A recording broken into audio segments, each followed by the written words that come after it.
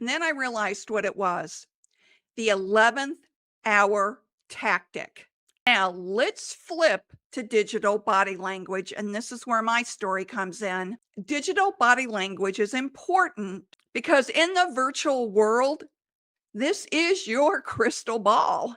You can't see a prospect fidgeting with his hands anymore, but they have online cues and they're loud if you know where to look. Here are a few examples: slow email replies or wandering eyes during a Zoom call. That's where my story comes in. I was on a Zoom call set to close the deal to have the agreement signed. Now, prior to this, I had been talking to this prospect for a little over 6 weeks. The prospect had agreed to my terms, agreed to my price, and we had the implementation schedule already set to be rolled out within 24 hours.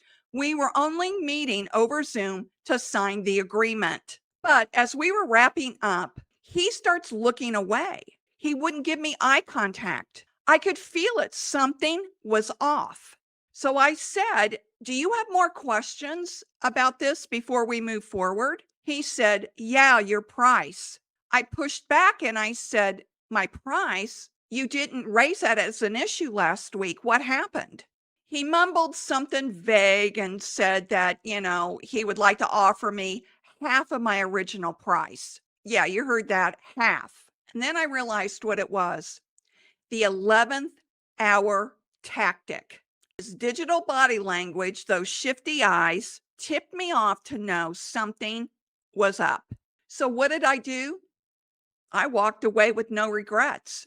You got to be willing to walk away. Never cave to these types of 11th hour tactics, because I can tell you what will happen down the road. They'll ask more of you and more of you and more of you and not want to pay you more. You're best to walk away.